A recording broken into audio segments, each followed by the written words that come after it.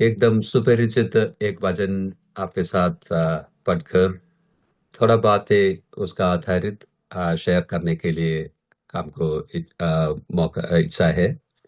भजन संगीता एक, उसके और हम जाएंगे। भजन संगीता एक, उसका 3 पद हम पढ़ेंगे। Psalm 1 verse 3। वह उस वृक्ष के समान है जो बहती नालियों के किनारे लगाया गया है और अपनी ऋतु में फलता है, और जिसके पत्ते कभी मुरझाते नहीं। इसलिए जो कुछ वह पुरुष करे वह सफल होता है। जो आ, पद हम पढ़ा उसमें परमेश्वर का अनुग्रह उदय। ये भजन संगीता ये हम सबको सुपरिचित है। बहुत लोगों को ये साम 1 बाय हार्ट है। आ, बहुत कुछ हम सुना है। आ, ये भजन संगीता से आज सुबह के टाइम हम फिर एक बार यह भजन संगीता मनन करने के समय हमको जो चिंता आवश्यक है, गाइडेंस आवश्यक है, वह इससे मिलने के लिए हम प्रार्थना से साथ ये वचन में हम आएगा। वह 3 पद का जो लास्ट में अंतिम में ऐसा हम पढ़ते हैं, इसलिए जो कुछ वह पुरुष करे वह सफल होता है। यह भजन संगीता एक में एक धर्मी व्यक्ति और एक अधर्मी व्यक्ति, इसका बीच में जो फर्क क्या क्या है वह हमारे सामने वह लाता है और वह तुलना करता है। उसका 1 पद से 3 पद तक हम देखेगा तो उधर धर्मी व्यक्ति के बारे में लिखा है, और 4 से 6 तक अधर्मी व्यक्ति का बारे में लिखा है। तो सब एक्सप्लेन करने के लिए मैं ट्राई नहीं करता है, लेकिन जो हम 3 पद से पढ़ा उसका अंतिम में जो हम देखा उससे बेस्ड थोड़ा विचार आपके मन में लाने के लिए हमका विचार है। उधर जो धार्मिक व्यक्ति के बारे में ऐसा बोला है, जो कुछ वह पुरुष करे वह सफल होता है। एक स्टेटमेंट एकदम चैलेंजिंग है। ये धर्मी व्यक्ति के बारे में वह बताए है, जो कुछ करता है वह सब सबल होता है। बहुत लोग बोलता है, हाँ मैं कुछ करेगा तो वह कुछ फल नहीं होता है, विफल होता है। हाँ कुछ घर पे, हाँ जो फैमिली में, जो सब असेंबली में, मिनिस्ट्री में, पर्सनल लाइफ में कुछ बढ़ोतरी नहीं है, सफलता नहीं है, ऐसा कंप्लेन बहुत से सुनता है। लेकिन इधर ये धर्मी व्यक्ति के बारे में बोला है, वह जो कुछ करते हैं वह सफल होता है। लेकिन एक बात हम सोचना चाहिए, उसका जीवन सफलता होने के लिए एक कारण है। वह हम 1 पद से पढ़ेगा तो मालूम होता है। ये 1 पद में हम देखेगा तो उसके बारे में लिखा है, वह पुरुष दुष्टों के युक्ति पर नहीं चलता और पापियों के मार्ग में वह खड़ा नहीं होता है। हाँ पूरा पद, हाँ 1 पद, हाँ उसका कारण देखता है। और दूसरा पद में आएगा तो वे क्या करता है वह बोलता बोलता है। हाँ एक में वह नहीं, क्या नहीं करता है वह दिखाता है, और 2 पद में वह क्या करता है वह दिखता है। वह क्या करता है, यहोवा के व्यवस्था से प्रसन्न होता है और उसकी व्यवस्था पर रात दिन ध्यान करता रहता है। मतलब परमेश्वर का वचन वे पढ़ता है, परमेश्वर का वचन रात दिन वे मनन करता है। वह भी नहीं, जो मनन करता है उसमें वह प्रसन्न होकर वह पालन भी करता है। वचन का और व्यवस्था, परमेश्वर का व्यवस्था वह पालन भी करता है। इसके कारण क्या हुआ, 3 पद में हम देखता है, जो कुछ वह करता है वह सफल होता है। हमारा जीवन में सफलता नहीं है तो उसका कारण यही है, परमेश्वर का व्यवस्था के अनुसार हम जीवन बिताता नहीं है। परमेश्वर का वचन पर, व्यवस्था पर हम वह पढ़कर, मनन कर कर वह पालन करना जरूरी है। अब जुना करार में यहोशुआ का ग्रंथ, आप अध्याय 1 और पद 8 पढ़ेगा तो उधर भी यह हम देख सकते हैं। उधर परमेश्वर यहोशुआ को ऐसा बोला है, इस व्यवस्था ग्रंथ के शब्द तेरा मुंह से कभी आ, अलग न हो, तो रात दिन उसका पाठ करना, ताकि तो उसमें लिखी हुई सब बातें का पालन कर सके और उसके अनुसार कार्य कर सके। तब तो अपने मार्ग पर उन्नति करेगा, तो अपने कार्य में सबल होगा। देखो पद के अंतिम में क्या लिखा है, तब तो तब तो अपने मार्ग में उन्नति करेगा, तो अपने कार्य में सबल होगा। जो धर्मी व्यक्ति में व्यक्ति के बारे में जो भजन संहिता में क्या देखा, वही इधर भी देखता है। योशुआ का बोलता है, तुम्हारा जीवन भी उन्नति पाएंगे, तुम्हारा जीवन में भी सफलता होगा।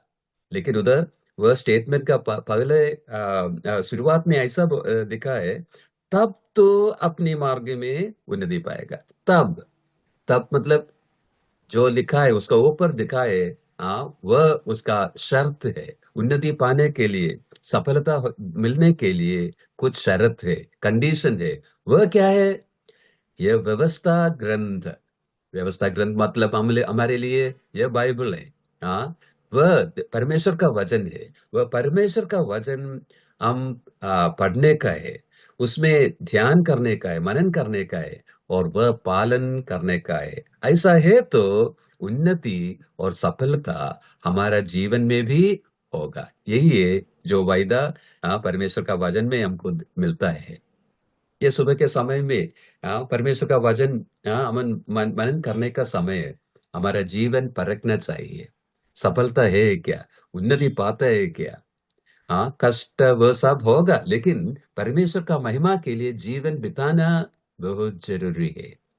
वह होने के लिए यह शर्त है और कंडीशन ये है, वचन के लिए हम अच्छा स्थान, अच्छा रिश्ता हम रखने का है। हम उसका पढ़ने का है और मनन करने का है और पालन करने का है। वही है परमेश्वर हमारे आगे जो कंडीशन इसके लिए रखा है। हम 3 पद में वापस आएंगे, भजन संगीता ये 3, उधर 3 पद में पढ़ेगा तो यह धर्मी व्यक्ति को एक वृक्ष के समान तुलना करता है। हम वापस आएंगे, पद 3 में वह ऐसा लिखा है, वह उस वृक्ष का समान है जो बहती नालियों के किनारे लगाया गया है और अपनी ऋतु में फलता है और जिसके पत्ते कभी मुरझाते नहीं। अधर्मी व्यक्ति के बारे में क्या लिखा है? पद 4 में देखो, उधर लिखा है, दुष्ट लोग ऐसे ऐसे नहीं होते, वे उस फूसी के समान होते हैं। फूसी के समान। उसके लिए कुछ वैल्यू नहीं, उसके अंदर कुछ नहीं है। फूसी के समान। सो दुष्ट व्यक्ति और अधार्मिक व्यक्ति फूसी के समान थे। लेकिन जो धर्मी व्यक्ति वह कैसा है? वह उस वृक्ष के समान है। और उसके बाद वह वृक्ष का विवरण देता है। 4 बातें उधर से, यह विवरण से आपके और से दिखाना चाहिए चाहते हैं। 4 बातें। एक बात यह है, वह लगाया गया है। लगाया गया है मतलब वह अपने आप ऊपर नहीं आया। ये वृक्ष अपने आप ऊपर नहीं आया, वह लगाया गया है, कोई उधर सौंपा है। और दूसरा बात यही है, जो बहती नालियों के किनारे में है, वह बहती नालियों के किनारे में है। और तीसरा बात यही है, वह ऋतु में, अपनी ऋतु में फलता है, मतलब वह फल देता है। और 14 बात यही है, जिसके पत्ते कभी मुरझाते नहीं, और कभी भी देखो वह हरियाली के समान है, पत्ते बहुत उसमें रहते हैं।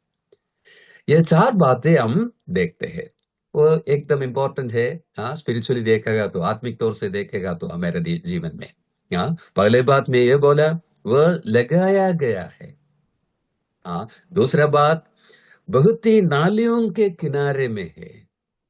और तीसरे बात, अपनी ऋतु में फलता है और फल देता है। और 14 बात, जिसके पत्ते कभी मुरझाते नहीं। अभी आत्मिक तौर से इसमें ये चार विवरण में हमारे लिए क्या है? पहले पहला बात देखो, वह लगाया गया है। मैं बताया, यह वृक्ष ऐसा ही अपने आप ऊपर नहीं आया। आप अरण्य में, वन में देखेगा तो बहुत वृक्ष है उधर। और सड़कों के दोनों किनारे में बहुत वृक्ष है, लेकिन वह सब अपने आप ऊपर आया है। कोई लगाया नहीं, कोई उधर सौंपा नहीं, अपने आप ऊपर आया।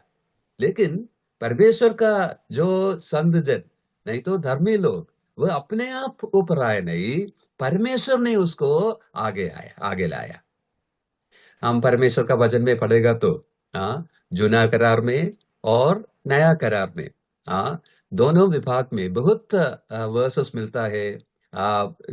जो परमेश्वर का बचे लोग को, संत जनों को, जो वृक्ष के समान तुलना करता है। लेकिन आप कभी भी किधर भी आप देखो, सभी जगह में यह शब्द उधर भी आता है। कौन सा शब्द? लगाया गया है, लगी है। और परमेश्वर उसको उधर रखा है, और वो बढ़ोतरी देता है। हम हमारे ताकत से, ज्ञान से आगे आया नहीं है, परमेश्वर का कृपा से है। हम जो कुछ है वह सब परमेश्वर का कृपा, उसका अनुग्रह से हुआ है। हम पहले कोरिन्थी 15:10 में देखेगा तो पौलुस उसके बारे में, अपने बारे में वही बोलता है। मैं जो कुछ है वह सब परमेश्वर का अनुग्रह से। उसका मिनिस्ट्री देखो, उसका जीवन देखो। बहुत कठिनाई ये सब था, लेकिन कितना अनुग्रहदायी हुआ उसका जीवन। वह कैसा हुआ? परमेश्वर परमेश्वर ने किया। हमारा जीवन में देखो, हमारा जो उद्धार के बारे में देखो। एक दिन था, हम परमेश्वर को नहीं जानता था, लेकिन परमेश्वर हम मेरे ऊपर प्रेम देखा, जो अनंत काल से हमको देखा और हमको चुन चुन दिया। और सुसमाचार हमारे और से वह भेजा, और वह विश्वास करने के लिए ताकत दिया, हमारे आंखें खोला। और हमको विश्वास करने के बाद हमके हमको धर्मी ठहराया, और अभी पवित्रता के जो रास्ता में आगे चलाता है, वह सब उसका है। उसने हमको लगाए। और जो कुछ अनुग्रह हमारे जीवन में है वह सब ऊपर से है, उनसे मिला है। वह सोच हमारा अंदर कभी भी होना चाहिए। कभी कौन सा भी भलाई हमारा जीवन में है, वह सब ऊपर से और परमेश्वर का हाथ से मिला है। यह शब्द लगाया गया है, वह शब्द ही हमारा हृदय में आता है। और दूसरा बात वह क्या था? बहुत ही नालियों के किनारे लगाया है। बहुत ही नालियों के किनारे में वह क्या दिखाता है? परमेश्वर का ओर से और उसका वचन के ओर से हमारा रिश्ता, हमारा संगति वह हमारा आगे मिलता है। हम जुना करार में जाएगा तो उधर उधर भी यूसुफ के बारे में ये यही विवरण हमको मिलता है। उत्पत्ति का पुस्तक उधर 49 और 22 में ऐसा हमको देख सकता है। यूसुफ फलवंत डाल है, झरने के किनारे लगी फलवंत डाल। उसकी शाखाएं दीवार पर फैलती है। देखिए, झरने के किनारे लगी फलवंत डाल, ये भी लगे हुए है और परमेश्वर से है। और झरने के किनारे में धर्मी के धर्मी व्यक्ति के बारे में भी वही हम देखा। हाँ, नदियों के, बहुत ही नदियों के किनारे में। ये हम देखने के समय हमारा जीवन थोड़ा परखना चाहिए। हमारा संगति कैसे है परमेश्वर के साथ।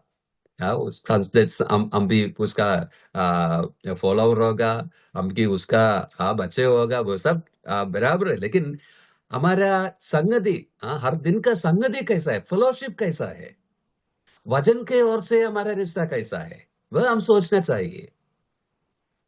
नदियों का सामने जो रखा, वह वृक्ष के समान है क्या? हम दूसरा पद में पढ़ा। वह धर्मी, वह कैसा कैसा है? वह तो यहोवा का व्यवस्था से प्रसन्न रहता है और अपने उसकी व्यवस्था पर रात दिन ध्यान करता रहता है। हमारा जीवन में भी ऐसा एक्सपीरियंस होना चाहिए, अनुभव होना चाहिए। वजन का रिश्ता, वजन का ओर से हमारा रिश्ता। अब योसेफ के जीवन में वापस आइए। हम अभी देखा, वह भी नदियों का, बहुत ही नदियों का सामने था। मतलब परमेश्वर का सामने था, उसका रिश्ता, उसके साथ जो फेलोशिप, संगति, वह हर दिन रखा। हम उसका जीवन में देखेगा तो कैसा भी जीवन बिताने के लिए उसका चांस था। घर से दूर था, माता पिता उसके साथ नहीं था। उसका भाई ये सब दुष्ट लोग था। उसको भी ऐसा जीवन बिता बिता सकता था, लेकिन वह उसका जीवन में परमेश्वर का ओर से जो रिश्ता और संगति बराबर रखा।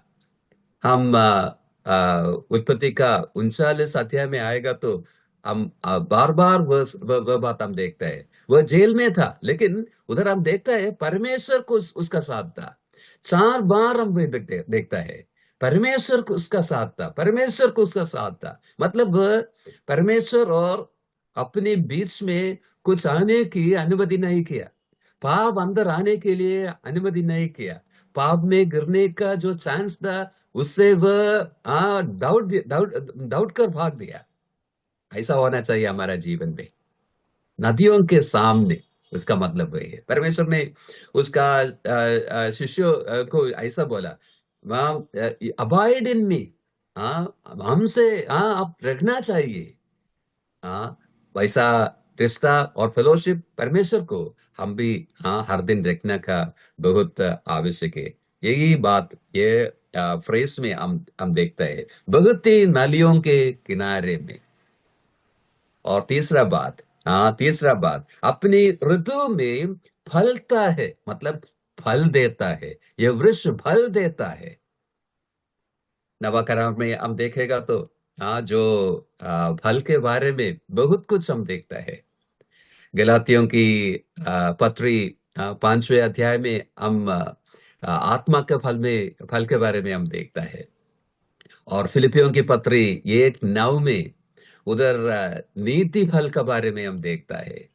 हिब्रूस उधर 13:15 में ओठों के फल के बारे में हम देखता है। और रोमियों के पत्री 1:13 में हमारा काम के फल के बारे में हम देखता है। और एफिशियंस, एफिसियों की पत्री 5:10 में उधर रोशनी का फल में से का फल के बारे में हम देखता है। बहुत रेफरेंसेस हमको मिलता है। हम तो परमेश्वर का खेती है। हाँ, हमको परमेश्वर का खेती है। खेती का मतलब क्या है? परमेश्वर ने लगाए काय के लिए? फल देने के लिए। उसका जमीन वृथा होने के लिए परमेश्वर को इच्छा नहीं है, फल देना चाहिए। हमारा जीवन में देखिए कितना फल हम परमेश्वर का महिमा के लिए देता है। यह वृक्ष और यह धर्मी ऐसा वृक्ष के समान था, जो अपने ऋतु में फल देता है। हमारा जीवन भी ऐसा होना चाहिए। अभी 14 बात में हम देखिए वह क्या था, जिसके पत्ते कभी मुरझाते नहीं। मतलब हरियाली कभी भी था। देखो, बहुत पत्ते कभी भी उसमें था। वह क्या बोलता है? वह हमारा जीवन भरपूर जीवन का मतलब ये सोच हमारे मन में आता है। हमको जीवन है, परमेश्वर हमारे जीवन में है तो परमेश्वर हमका सेवियर है, तो हमारा प्रभु है, तो हमको जीवन है, परमेश्वर का जीवन अंदर है, अनंत काल हमारा है।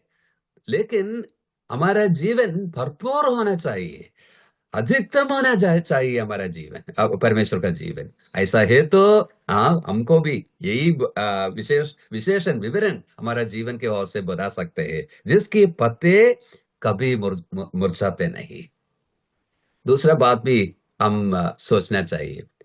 मरकुस के सुसमाचार 11 में आएगा तो हमारा प्रभु को हम उधर देखते हैं, वह बेथनी से यरूशलेम जाते हैं।